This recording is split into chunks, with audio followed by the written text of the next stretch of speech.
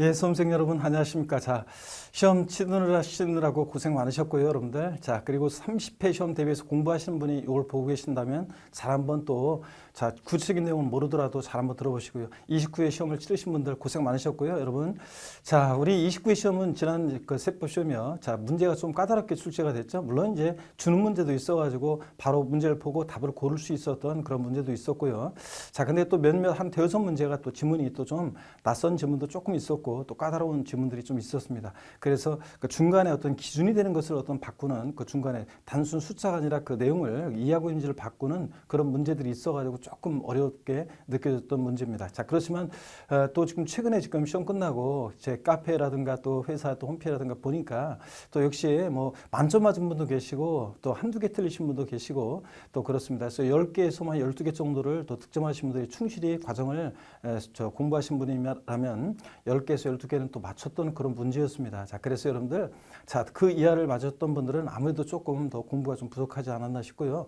자, 여러분들 반드시 또 그 혹시라도 또 블루를 삼키고 계신 분이 계시다면, 자, 시험이라는 건 또 우리가 항상 또 운이 또 있어요. 그래서 다음에 반드시 여러분들이 공부하시면 다음에는 반드시 합격하리라 믿습니다, 여러분. 자, 그래서 또 조금 늦는다고 해서 우리가 조금 늦는다고 해서 자격증 조금 빨리 따고 늦는다고 해서 뭐 달라진 거 없습니다. 자, 몇 년 전에 땄지만 장롱 속에 있는 분들도 저 엄청 많죠. 자, 그러니까 실망하지 마시고 다시 공부하시면 됩니다, 여러분. 힘내시고요. 자, 그 다음에 해설 강의를 드리면 먼저 자, 문제 우리 세법 보시면 조세 총론 부분에서 자, 29회 시험 조세 총론에서 28회 시험은 한 문제 나왔지만 제가 두 문제 정도 출제 예상하시라고 그랬죠. 그래서 두 문제가 출제가 됐습니다. 그 다음에 지방자치단체에서 부과하는 지방세 있잖아요. 자, 지방자치단체에서 부과하는 지방세에서 먼저 취득세에서 문제 역시 예상대로 세 문제가 나왔고요. 그 다음에 등록면허세가 이제 한 문제씩이 출제가 되다가 28회 시험에서 두 문제가 나왔는데 이번 29회 시험도 두 문제가 나왔어요. 그래서 등록면허세 최근에 지금 출제 들어가시는 분들은 등록면허세를 지금 두 문제로 계속 출제하고 있네요. 28회, 29회 두 문제가 출제가 됐고요. 재산세에서는 자, 세 문제인데요. 자, 말하자면 2.5문제라고도 할 수 있어요. 왜냐하면 한 문제가 2.5문제라고 할 수 있는 이유가 한 문제가 재산세하고 종합부동산세 있죠. 자, 국가에서 부과하는 국세 중에서 종합부동산세하고 묶어가지고 한 문제, 종부세 문제 한 문제가 나오고 순수하게 종부세만의 문제가 그 다음에 이제 이 재산세와 종부세를 묶어서 자, 종합 문제로 이렇게 한 문제가 출제가 됐습니다. 종합 문제로 정답은 어디 있었냐면 재산세에 있었어요. 그래서 2.5문제긴 한데 순수하게 재산세만의 문제는 두 문제, 또 한 문제가 종부세랑 묶어서 자, 지문이 구성됐고 자, 그 정답 지문이 재산세에 있었기 때문에 세 문제로 이렇게 잡았습니다. 자, 그다음에 국가에서 부과하는 국세에서 종부세 그리고 양도소득세인데 종합부동산세에서 한 문제가 출제가 되고요. 양도소득세에서 자, 요번에 문제가 조금 많지 않았어요. 5문제가 출제가 됐습니다. 자, 이렇게 해서 우리 세법이요. 자, 국세에서 일단 6문제가 출제가 됐고요. 물론 뭐 저 재산세하고 종합문제를 따지면 6.5문제라고 볼 수 있겠지만 6문제가 출제됐고 그다음에 지방세에서 이제 8문제. 자, 그다음에 그래서 이번에 지방세 비중이 더 높았다는 얘기죠. 지방세 비중이 더 역시 높았습니다. 29회 시험에 이어서 28회 시험에 이어서 29회 시험도 역시 자, 지방세 비중이 높았습니다. 자, 그다음에 조세 총론 이렇게 해서 우리 세법 16문항이 출제가 됐다는 얘기입니다. 자, 그다음에 자, 그러면 구체적으로 한번 보시도록 하겠습니다. 25번 문제부터 여러분 보시면요. A형입니다. 책형 A형 25번 문제 보시니까 국세기본법 및 지방세기본법상 조세 채권과 일반 채권의 관계에 관한 설명으로 틀린 것은 그랬습니다. 1번 지문요. 자, 1번 지문 우리 제가 조세 총론에서 제가 두 문제 출제 예상하실 때 조세 총론에서 중요한 그 테마를 소개해 드렸어요. 납세 의무 성립 확정 소멸에 관한 부분, 특히 성립과 확정 중요하다고 그랬고 자, 작년에 소멸이 나왔기 때문에 그다음에 또 국세지방세 우선의 원칙과 예외 이 부분 자, 그다음에 이제 국세지방세 우선의 원칙과 예외도 가끔씩 출시되는 건데 제가 올해는 좀 주의해서 보라고 그랬습니다. 올해는 나올 가능성이 좀 자, 느낌이 그렇다. 그 다음에 기한후 신고 이렇게 3개 테마를 제가 찍어드렸는데 2개 테마에서 문제가 나왔습니다, 여러분. 자, 그래서 놀라운 적중력이죠, 여러분들. 자, 그 적중력은 여러분들 다른 신통력이 아니라 제가 이렇게 강의하면서 그 단연간 기출문제 분석하면서 느낌이 오는 그런 해가 있습니다. 어떤 테마의 부분에 대해서. 그래서 2개 부분을 제가 예상을 3개 개 부분 중에서 2개 부분이 적중이 됐습니다. 1번 보시니까 납세 담보물 매각 시 압류에 관계되는 조세 채권은 담보 채권에 있는 담보 있는 조세 채권보다 우선한다 그랬는데 여러분 우리 국세 지방세 우선의 원칙과 의해서 원칙이요. 자, 조세 채권은 일반 채권이나 공과금보다 우선해서 징수가 됩니다. 그렇죠, 여러분들? 자, 그럴 때 우리가 체납처분비, 그다음에 지방세나 국세, 또 그다음에 가산금 있잖아요. 얘네들은 일반 채권이나 공과금보다 우선해서 징수가 됩니다. 채무자의 재산이 체납자의 재산이 매각이 됐을 때 그 매각 대금에서 우선해서 얘네들이 먼저 가져간다는 얘기인데요. 그런데 그럴 때 얘네들 한번 보겠습니다.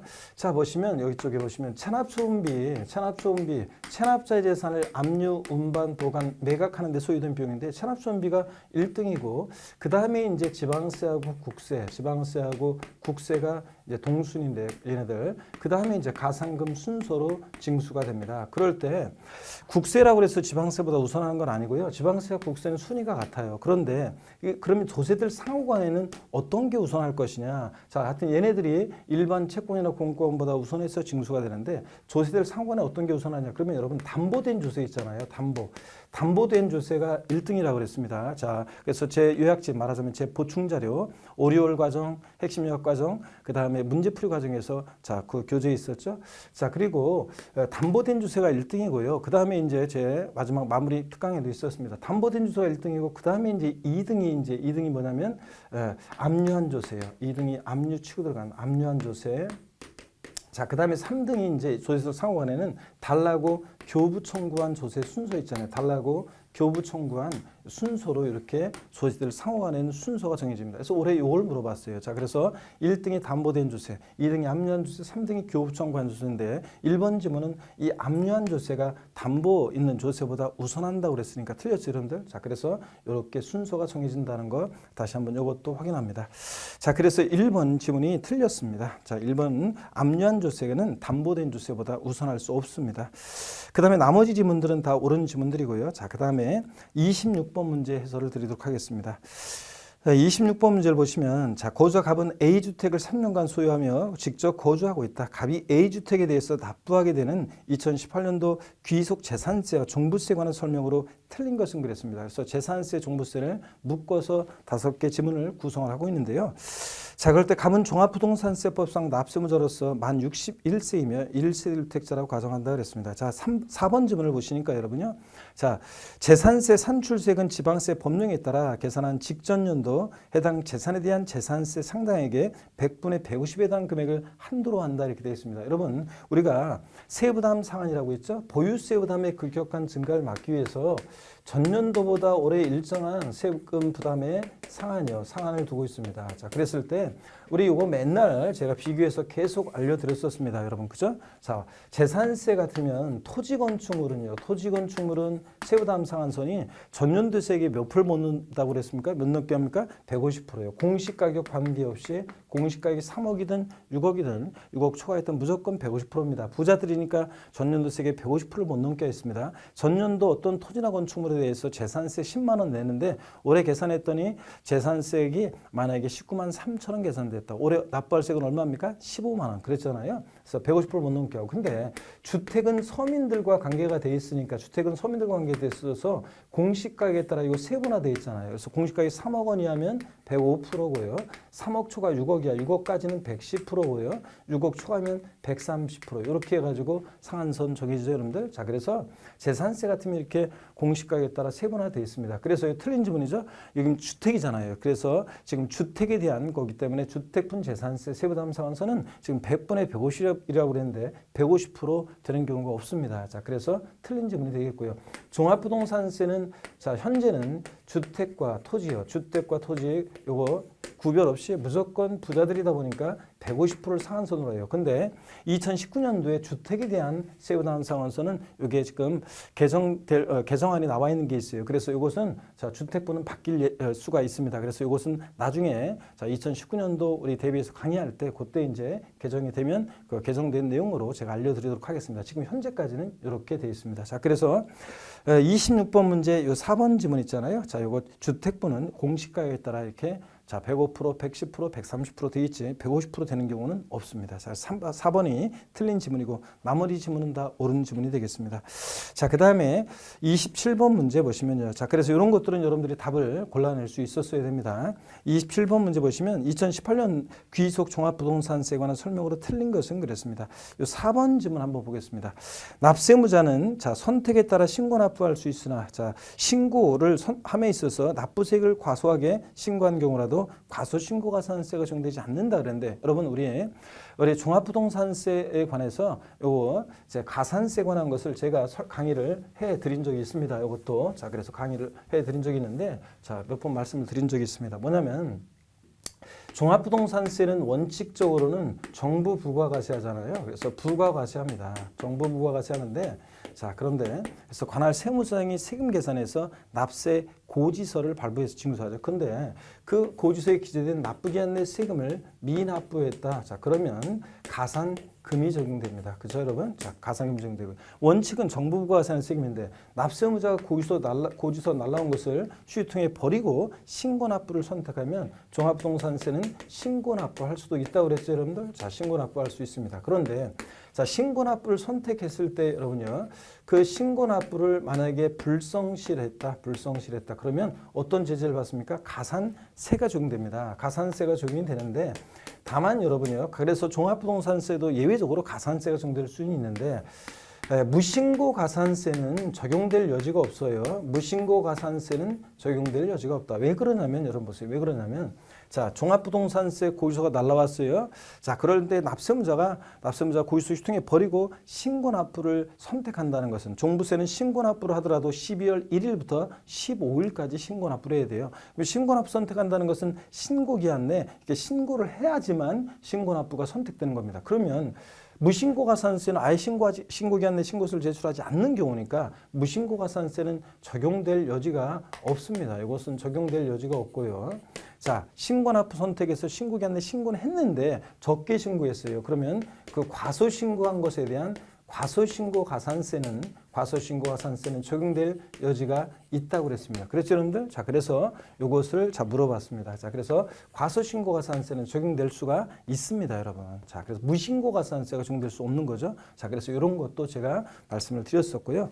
자, 이렇게 해서 여러분 4번이 여러분 정답이고 나머지 지문들이 또 이제 확실한 것들이 다 이렇게 나와 있기 때문에 여러분들이 답을 고를 수 있었어야 됩니다. 자, 이렇게 해서 4번 정답입니다. 자, 그 다음에 보시면 28번 문제를 보시면요.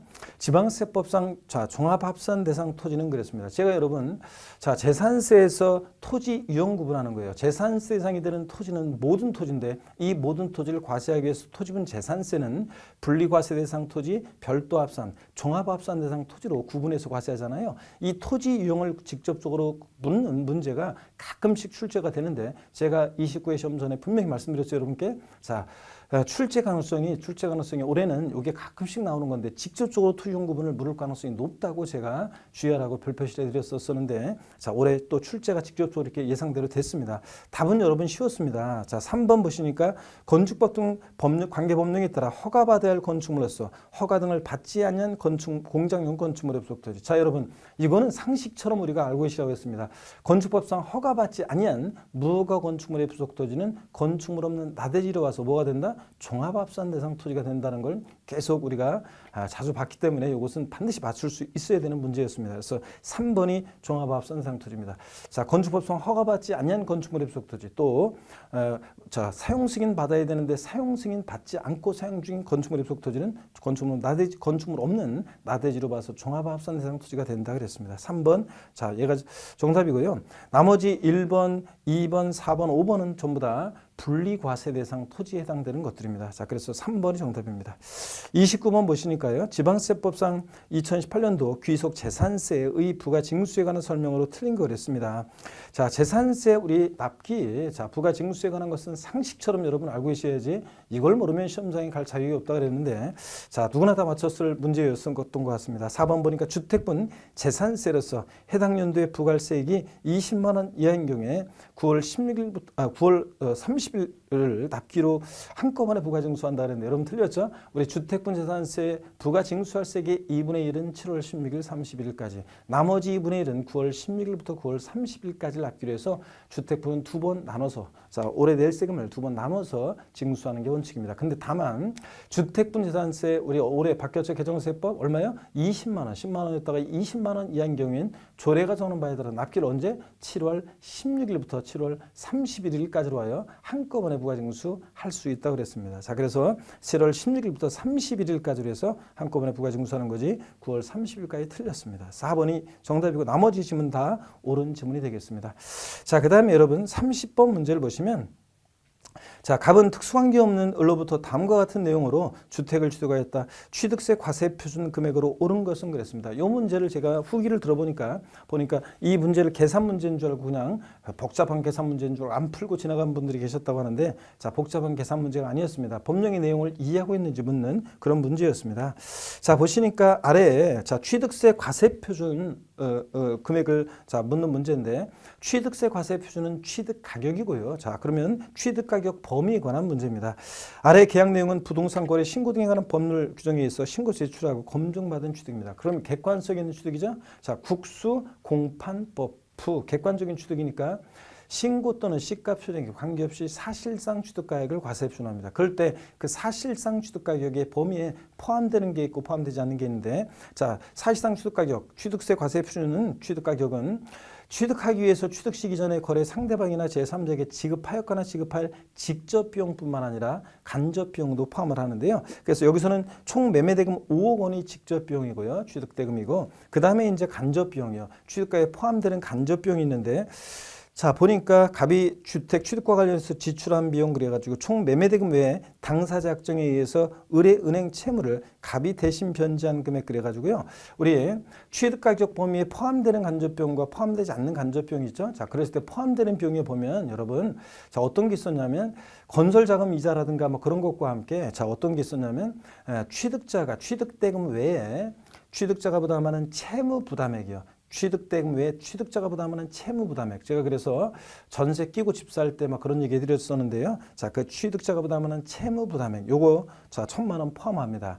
그 다음에 법령에 따라 매입한 국민주택 채권을 해당 주택 취득 이전에 금융회사 등의 양도함으로 발생하는 이 채권 매각 차손 있잖아요. 요것도 취득가액 어떻게 한다? 포함합니다. 자, 그러니까 자, 포함하는 간접비용 1,100만 원이잖아요. 그러니까 5억 토탈에서 5억 1,100만 원이 취득가격이 되겠습니다. 그래서 5번이 정답입니다, 여러분. 이거 계산 문제가 아니었죠? 자, 31번 문제를 보시면 국세 및 지방세에 자, 납세무 성립 시기에 관한 설명으로 옳은 거 그랬습니다. 자, 우리가 이번에 조세 총론 두 문제 중에서 자, 제가 납세무 성립확정 소멸에 관한 거 성립 시기에 관한 거 주의하라고 했는데 1번 지문이요. 우리가 맨날 했습니다. 제3분주민세는 언제다? 과세 기준일인데 언제입니까? 이거 7월 1일이라는 걸 우리가 계속 공부했습니다. 여러분 자, 보시면 그래서 우리가 납세무 성립 시기에서 재산세, 그 다음에 친구, 지역자원, 시설세, 특정부동산분 자, 그 다음에 또 종합부동산세 얘네들은 과세 기준일에 납세무가 성립하는데요. 과세 기준일에 납세무 성립하는데 매년 언제입니까? 6월 1일이라고 그랬습니다. 그래서 얘네들 납세무 성립 시기 똑같고요. 그래서 제가 또 계속 강의할 때 얘네들하고 비교해서 항상 주의해야 되는 거 알려드렸죠? 주민세 항상 비교하라고 그랬잖아요. 그래서 주민세 비교해서 알려드렸는데 주민세 일부가 과세 기준일에 납세무 성립하는데 주민세 제3분 자, 그 다음에 주민세 균등분 자, 얘네들이 과세 기준일에 납세무가 성립합니다. 과세 기준일에 납세무 성립하죠. 얘네들도 과세 기준일에 납세무 성립하긴 하는데 다만 제3분 주민세는 과세 기준일 언제입니까? 요거 7월 1일이었고요. 자, 그다음에 균등분은 요게 이제 8월 1일인데 2018년도부터는 19년도부터는 내년부터는 이제 요게 7월 1일로 이제 개정될 예정입니다. 어떻든 간에 개정될 예정이고요. 어떤 간에 자, 제3분 주민세는 과세 기준일이 언제다? 7월 1일이요. 그래서 제가 항상 물어봤던 것이 제3분 주민세의 납세무 성립 시기는 재산세 과세 기준일이다. X죠, 여러분들? 제3분 주민세 과세 기준일은 재산세 과세 기준이다. 그러면 재산세는 6월 1일인데 얘는 언제입니까? 7월 1일이잖아요. 그래서 요거 항상 주의라고 계속 강조를 드렸던 내용입니다. 자, 그래서 1번이 확실한 게 있으니까 1번 찍고 나머지는 좀 이상한 것들이 있었지만 답 고르는 데 이상이 없었죠, 여러분들. 자, 그래서 1번 제3번 주민세 옳고요. 2번 보니까 거주의 양도소득에 대한 지방소득세. 여러분, 지방소득세는 소득세나 법인세 납세무자가 소득세법이나 법인세법에 의해서 계산한 소득을 과세 표준으로 해서 자, 계산하는 세금입니다. 그러다 보니까 지방소득세는 그 과세 표준이 되는 소득에 대하여 소득세나 법인세 납세무 성립하는 때 얘도 납세무 성립합니다. 그러면 자, 거주의 양도소득에 대한 지방소득세, 소득세, 양도세 납세무 성립 시기는 언제입니까? 과세 기간이 끝나는 때죠. 자, 그래서 소득세 납세무 성립하는 때, 소득세 납세무 성립하는 때 얘 납세무 성립해요. 그러니까 소득세 납세무 성립하는 때니까 양도소득세는 1월 1일부터 12월 31일까지 과세 기간으로 할 때 과세 기간이 끝나는 때잖아요. 그러니까 자, 그러니까 요거 12월 31일 과세 기간이 끝나는 때, 12월 31일 과세 기간이 끝나는 때, 자, 이 양도소득에 대한 지방소득세 납세무가 성립합니다. 소득세, 양도소득세를 따라갑니다.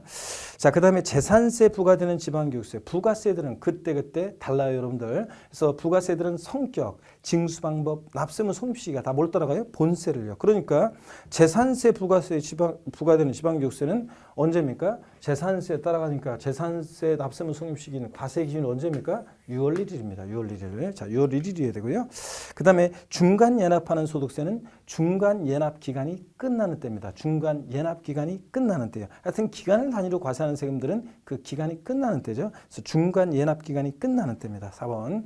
자, 그다음에 5번. 자동차 소유에 대한 자동차세요. 납기가 있는 달에 10일이라고 되는데 1일입니다. 납기가 있는 달에 자, 납기가 있는 달에 1일입니다. 10일이 아니라. 자, 그래서 요 5번도 틀렸습니다. 어떡하네. 낯선 것들이 있었지만 1번 집은 답은 확실한 게 있었잖아요. 그러니까 많이 공부한, 그러니까 1번을 답을 고르고 나머지는 보지도 않고 그냥 지나갔어야 되는 문제였습니다. 32번 문제가 조금 헷갈릴 수도 있었는데 한번 보겠습니다. 지방세법상 과점주주의 간주 취득에 대한 취득세가 과세되는 경우가 아닌 거 그랬습니다. 모두 몇 개인가? 자, 보니까 유가증권시장의 상장 법인 아니고 자, 비상장 법인이 되고요. 자, 그럼 한번 보겠습니다. 기업번 보니까 법인 설립 시에 발행하는 주식을 취득하면서 과점주가 된 경우. 우리 이건 많이 공부했습니다. 법인 설립 시에 주식 취득은 납세무가 있다 없다? 없다는 거 우리 많이 공부했고요. 그래서 기업번은 과세되지 않고 니은번 과점주주 아닌 주주가 다른 주주로부터 주식을 취득하면서 최초로 과점주가 된 경우. 자, 이런 거죠, 여러분들. 우리 과점주주 아니었다가 최초로 과점주가 된다는 것은 자, 법인 설립 시 이런 거 많이 했습니다. 우리가 법인 설립 시에 40% 주식을 취득했다. 자, 그러면 법인 설립 시 주식 취득은 납세무가 없다고 그랬습니다. 설립 주식 취득은 납세무가 없고요. 그렇죠, 여러분? 자, 그다음에 설립일 이후에 다른 사원이나 주주 등으로부터 또는 증자 등을 통해서 20% 주식을 추가 취득했습니다. 자, 그래서 60%가 됐습니다. 과점주주 아니었다가 최초로 되면 과점주가 된 날 현재 지분율 모두 과세하죠. 그래서 60% 모두 과세하는 거고요. 모두 과세하고. 자, 60% 과점주가 된 날 현재 지분율 모두 과세하고요. 그 다음에 과점주가 된 이후에 예를 들어서 10% 추가 취득합니다. 자, 그래서 70%가 됩니다. 과점주가 된 이후에는 뭐만 과세한다고 했습니까? 이때는 이 증가분만, 과점주가 된 이후에는 증가분만 과세한다고 그랬습니다. 자, 그래서 여러분들 요거 우리가 맨날 요것도 공부했던 내용입니다. 그래서 디귿번도 보시니까 이미 과점주가 된 주주가 해당 법인의 주식을 취득하여 해당 법인의 주식의 총액에 대한 과점주 가진 주식의 비율이 증가된 경우, 과점주가 된 이후에는 증가분만 과세하고요. 그 다음에 이제 리을번이 보니까 과점주주 집단 내부에서 주식이 이전됐으나 과점주주 집단이 소유한 총 주식의 비율에 변동이 없어요. 자, 그렇기 때문에 이런 거 흔히 뭐 감자 같은 경우도 그렇지만 다른 사원의 주식이 소각됨으로 인해서 나의 주식 보유비율이 덩달아 높아져서 나는 주식 취득행위가 없는데도 주주가 되는 이런 경우에 납세는 없다고 그랬어요. 그런 것과 함께 이렇게 총 주식의 비율의 변동이 없기 때문에 취득행위가 없는 거죠. 자, 취득이 없기 때문에 이런 경우에는 리을번은 취득세가 부과되지 않습니다. 자, 그래서 요 기억하고 리을번 두 개가 과세되지 않습니다. 자, 그래서 3번이 여러분 정답이 되겠습니다. 33번을 보시니까요.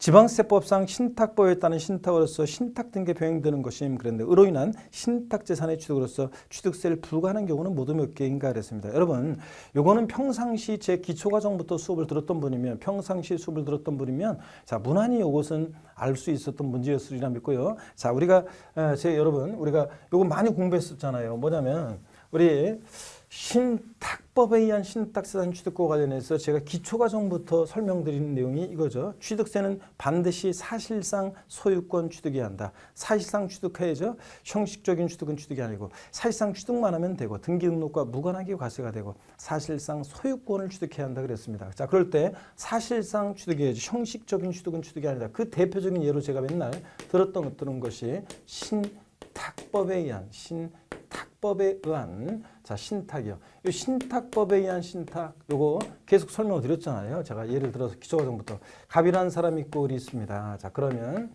신탁재산이요. 믿고 맡기는 사람 위탁자, 믿고 맡는 사람 수탁자가 있습니다. 자, 그러면 자, 신탁법에 의한 신탁재산 여러분 보세요. 위탁자에서 수탁자로 이전할 때 이 수탁자의 취득이요. 자, 믿고 맡은 것뿐이잖아요. 대외적으로만 소유권 이전했지 대내적으로는 여전히 위탁자 거잖아요. 수탁자는 믿고 맡았다가 신탁계약 종료면 돌려줘야 되니까 형식적인 취득으로 취득세 과세되지 않습니다. 사실상 취득한 게 아니니까. 그 다음에 신탁계약 종료로 인한 이 위탁자의 취득이요. 수탁자에서 위탁자로 이전할 때 위탁자의 취득도 믿고 맡겼다가 돌려받은 것뿐이니까 형식적 취득으로 과세되지 않는다는 거. 또 수탁자가 시원찮아요. 그래서 수탁자를 경질합니다. 수탁자가 현찮아서 수탁자를 경질해요.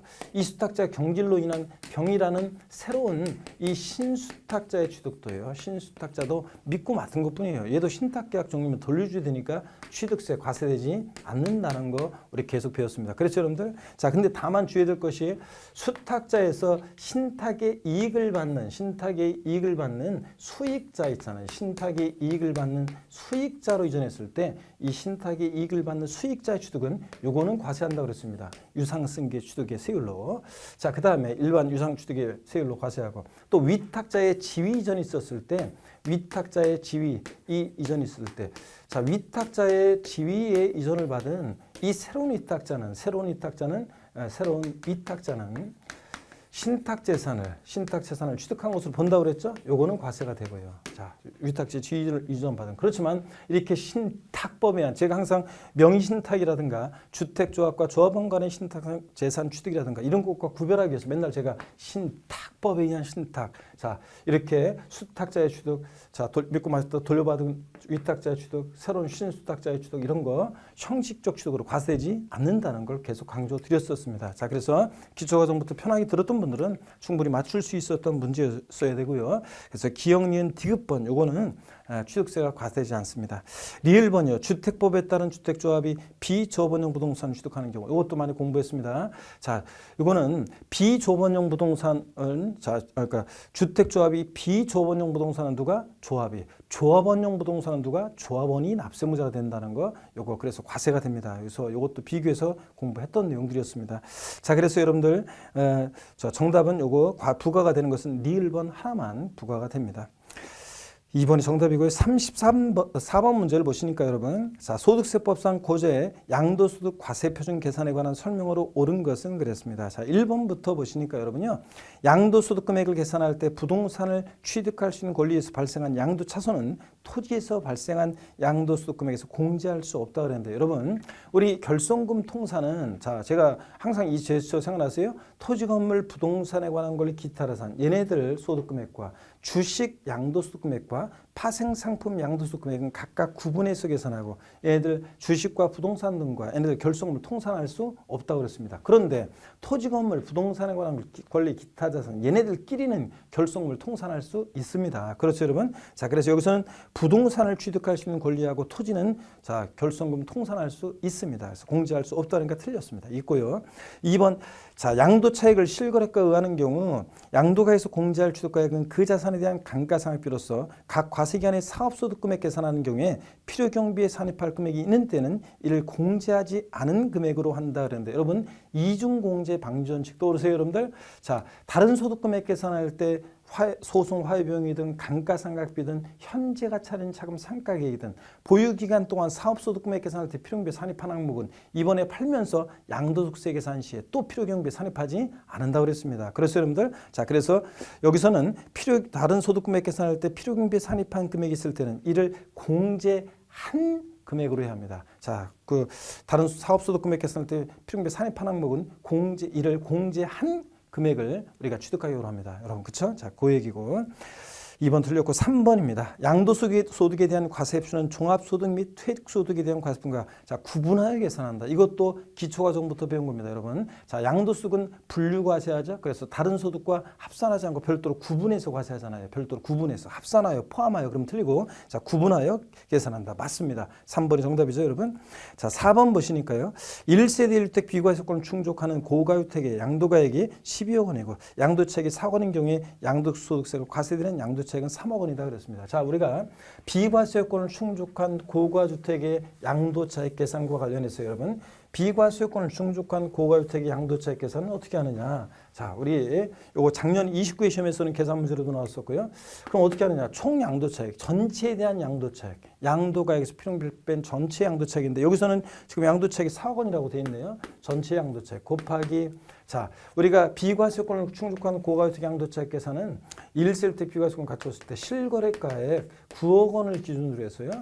자, 고가주택이라는 것은 9억 원을 초과하는 게 고가주택이잖아요. 자, 1세대 1주택 비과세권을 갖췄어도 고가주택은 비과세를 배제하고 과세가 됩니다. 그런데 다만 양도차익 전액에 대한 과세는 아니고 9억 원까지는 고가주택이 아니니까 9억까지는 비과세해 줘야죠. 비과세권 갖췄을 때. 그래서 9억 원까지는 비과세하고 9억을 초과액만 과세하다 보니까 초과액만 과세하니까 안분 계산해서 전체에 대한 양도차익 곱하기 여기서는 양도가액분에 양도가액 마이너스 얼마? 9억 원. 9억 원을 빼주죠. 왜냐하면 9억까지는 과세되지 않으니까. 그래서 12에서 9 빼니까 3이고 3, 4, 10이니까 12분의 10이니까 약분하니까 당연히 얼마가 됩니까? 1억 원이 양도차익이 되겠습니다. 여러분. 자, 그래서 3억이 아니라 1억 원입니다. 5번 보니까요. 2018년 4월 1일 이후에 지출한 자본적 지출액은 그 지출액에 관한 지출에 관한 증명서를 수치 보관하지 않고 실제 지출 사실이 금융거래 증명 서류에 의하여 확인되지 않는 경우에도 양도차익 계산 시 양도가액에서 공제할 수 있다는데 여러분 우리가 필요경비로 양도차익 계산 시에 양도가액에서 공제되는 필요경비로 자본적 지출액이나 양도비용 등 필요경비로 공제받기 위해서는 반드시 증명 서류를 수치 보관해야 됩니다. 예전에는 자 세금계산서나 아니면 신용카드 매출전표 같은 것을 적격증빙이라고 해서 수치 보관했어야 되는데 자 올해 이제 2018년도에 추가된 게 꼭 이런 것뿐만 아니라 금융거래 자료, 계좌이체 같은 금융거래 자료에 의해서 자 그런 것들이 증명이 되면 계좌이체 사실 증명된다거나 그러면 이것도 필요경비로 공제받을 수 있다는 거. 자 그래서 여기서는 둘 다 앞동네에도 수치 보관하지 않고 틀렸습니다. 수치 보관을 해야 되고 또 그 다음에 증명서류 수치 보관해야 되고 금융거래 증명서류에 의해서 확인이 돼야지만 필요경비로 공제받을 수 있습니다. 자, 그렇기 때문에 요 틀린지 5번은 틀린 지문이 되겠습니다. 자, 여러분 35번 문제 보겠습니다. 35번 문제 보니까요. 소득세법상 고저의 양도소득세 신고 및 납부에 관한 설명으로 옳은 것은 그랬습니다. 자, 여러분, 여기 이제 약간 좀 헷갈렸을 거예요. 이게 이제 3번하고 5번이 좀 헷갈렸을 건데, 자, 5번까지 지문을 보는 분들은 제가 맨날 5번 지문 강조를 드렸던 거기 때문에 5번이 확실하게 이제 답이었는데, 자, 요게 숫자만 너무 신경 쓴 분은 3번을 고르고 5번을 보지 않고 지나간 그런 수험생도 계셨을 건데요. 자, 한번 보시겠습니다.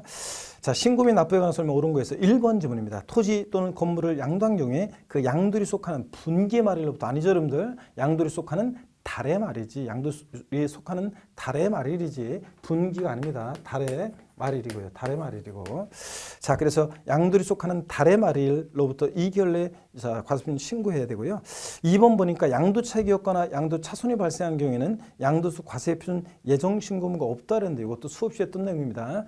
자, 양도차익이었거나 양도차손일 때도 예정신고 하여야 하는 거지. 할 필요 없다, 생략할 수 있다, 하지 아니할 수 있다. 다 틀리다고 그랬죠? 반드시 하여야 한다고 그랬습니다. 그래서 이것도 2번 틀렸고요. 3번이 이제 좀 헷갈렸을 거예요. 여러분.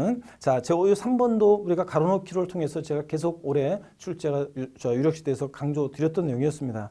건물 신축하고 그 신축한 건물의 취득일로부터 5년 내에 해당 건물 양도하는 경우 자, 취득 당시 실거래가액을 확인할 수 없어서 환산가액을 그 취득가액으로 해서 계산할 때는 페널티를 줬는데 그 양도소득 산출세액의 100분의 5%가 아니었죠, 여러분들. 요거. 자, 5%는 맞는데 숫자는 맞는데 자 뭐가 틀렸냐면 양도세 산출세액의 5%가 아니라 이거였죠, 여러분들. 자 해당 건물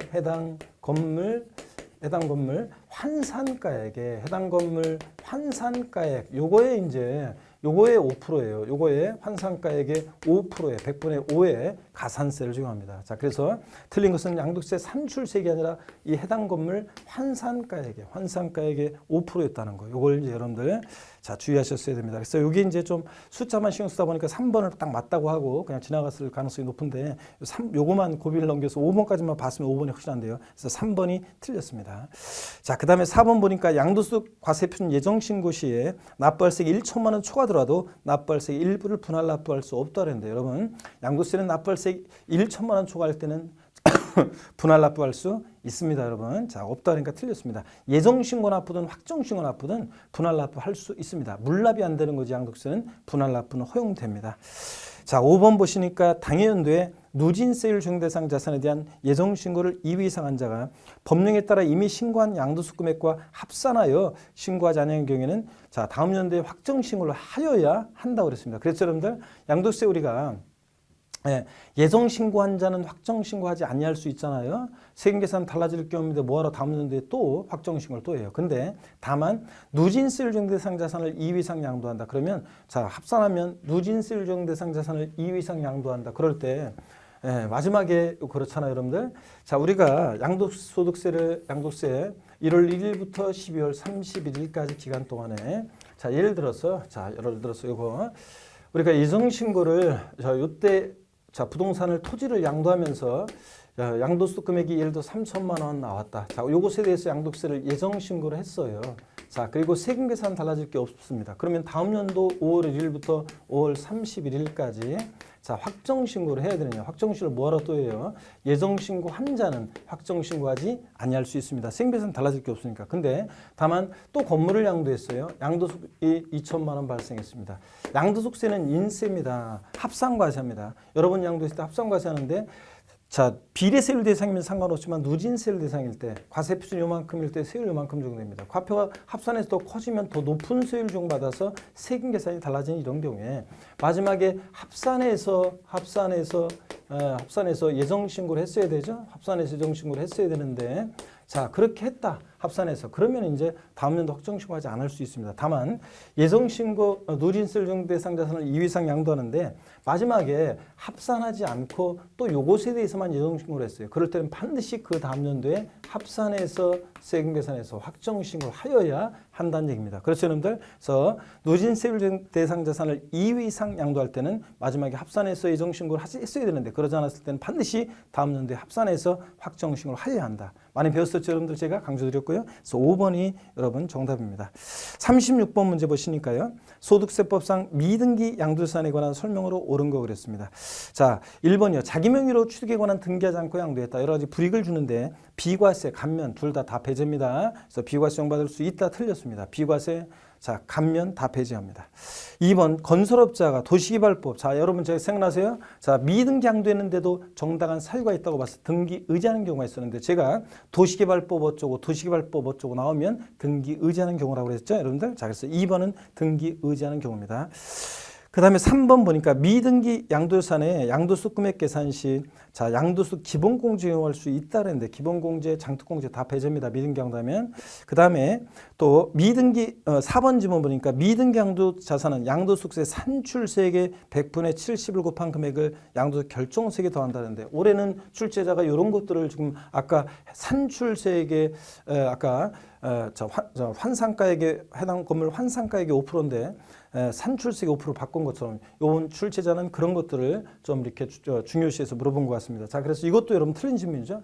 우리가 양도소득세는 여러분 보세요. 가필, 차장, 소기과 해가지고 과세표준을 구해요. 자, 그럼 과세표준을 구했다 그러면 과세표준에다가 해당 세율을 적용해서 우리가 산출세액을 구하는 겁니다. 그러니까 미등기 양도하는 자산은 70% 양도세 세율을 70%를 적용하는데 최고 세율이 적용되죠. 최고 높은 세율이 적용되는데 과세표준에다가 해당 세율 70%를 적용하는 거지 산출세액에 적용하는 것이 아닙니다. 자, 그래서 우리가 기본적으로 항상 지방세나 국세나 세금은 과세표준 결정되면 곱하기 세율입니다. 과세표준에다가 세율을 적용하는 것이지 산출세액에 적용하는 것이 아닙니다.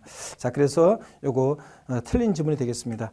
자, 이렇게 해서 36번은 2번이 정답이고요. 37번 문제를 보시면 소득세법 시행령 제 162조에 규정하고 있는 양도권 취득 시기에 관한 내용으로 틀린 것은 자 여러분 제 강의를 들었던 분들 제가 생각나세요? 제가 양도속세에서 양도 및 취득 시기는 가끔씩 나오는 건데 25회 시험에 나오고 26, 27, 28 안 나왔기 때문에 올해 29회 아니면 30회 나올 때가 됐다. 그래서 양도 및 취득 시기가 29회 시험에 나올 때가 됐다고 제가 주위에서 잘 보시라고 그랬었죠. 근데 역시 예상대로 나왔습니다, 여러분들. 역시 예상대로. 자, 1번 지금 보니까 제1항 4호 보니까 자기가 건설한 건축물에 있어서 건축 허가를 받지 아니하고 건축하는 건축물. 여러분, 무허가 건축물은 언제라고 그랬습니까? 지방세나 취득세에서나 양도소득세에서나 건물 건축했을 때 무허가 건축물은 허가받지 않은 무허가 건축물은 사실상 사용일이에요. 지가 건물 지어놓고 사실상 사용한 날입니다. 그래서 1번이요. 사실상 사용일입니다. 자, 그래서 틀렸고 나머지 문들은 다 옳습니다. 38번 문제 보시니까 다음은 소득세법 시행령 155조 1세대 1주택에 관한 조문 내용이다. 가론에 들어갈 법령의 숫자를 순서대로 옳게 해라는 것은 자, 이것은 대부분의 교수님들이 다 강의하면서 강조를 드렸던 내용일 겁니다. 자, 어떻든 간에 저도 우리 연습 많이 했죠, 여러분들. 요거. 자, 그래서 보시니까 1주택을 보유하는 자가 1주택을 보유하는 자 혼남으로 1세대 2주택이 됐을 때 혼난 날부터 몇 년이요? 5년 내 먼저 양도하는 주택 1세대 1주택 양도로 보고요. 노부모 동거부양을 위한 1세대 1주택은 나이가 몇 세요? 노부모 60세 이상이어야 되고요. 그죠? 60세 이상. 그 다음에 자, 노부모 동거부양했어요. 세대 합쳤을 때는 학가 날부터 몇 년이요?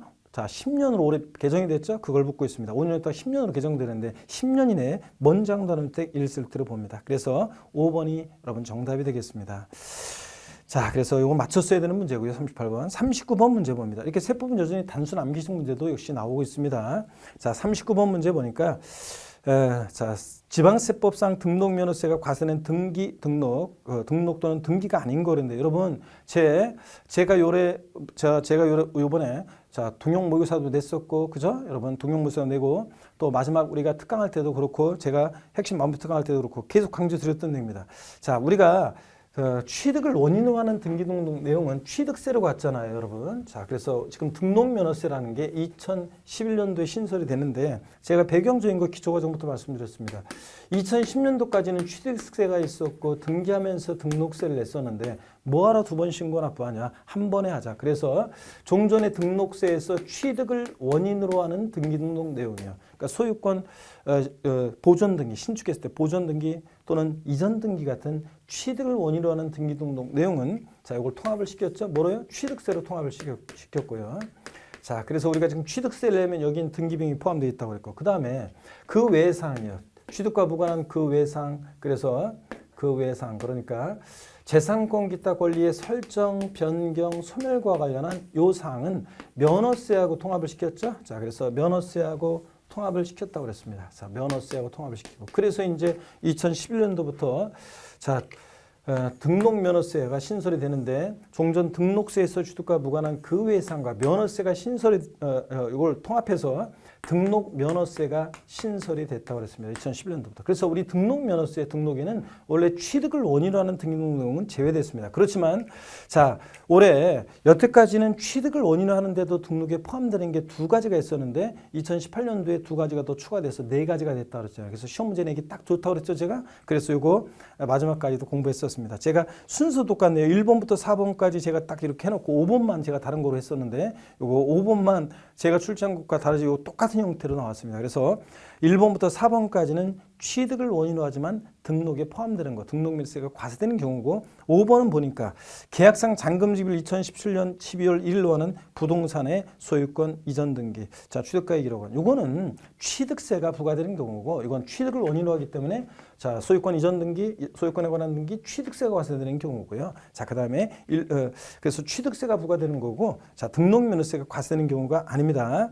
자, 1번부터 4번까지가 자, 요거 취득을 원인으로 하지만 등록면허세가 과세되는 경우입니다. 그래서 1번부터 4번까지가 그렇고요. 5번이 이게 이제 정답입니다. 5번은 취득세가 과세되는 경우지 등록면허세가 과세되는 경우가 아닙니다.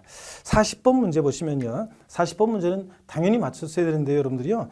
자, 갑이 을 소유 부동산에 관한 전세권 설정 등기하는 경우 지방세법상 등록에 대한 등록면허세 설명으로 틀린 거랬습니다. 우리가 납세지 여러분 있잖아요. 납세지 그러면 우리가 납세지는 보시면 지방세는 납세지 세금 납부의 장소, 납세지가 지방세는 당연히 부동산 취득하고 등록하고 보유할 때 자, 부동산 소재지를 납세지로 한다고 그랬죠. 원칙적으로 부동산 소재지요.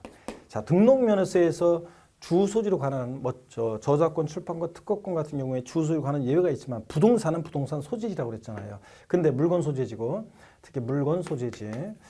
부동산은 부동산 소재지고요. 근데 국세에서 이제 종합부동산세 같은 그 국세에서 납세 의무자가 거주자다 그러면 종부세, 양도소득세는 자, 그 거주자의 주소지를 납세지로 한다고 그랬습니다. 자, 그래서 지방세는 부동산 소재지입니다, 여러분. 자, 그래서 2번 질문 보니까 당연히 부동산 소재지가 등록면허세 납세지가 돼야 되겠죠? 나머지 질문들은 다 옳은 질문이 되겠습니다. 자, 여러분 이렇게 해서 더 자세한 해설 강의는 더 자세한 지문에 대한 하나하나 세세적인 것들은 나중에 본 강의에서 여러분들이 들으셔야 되겠고요. 30회 시험을 준비하신 분들은 29회 시험을 치르신 분들은 여러분 고생 많으셨고요.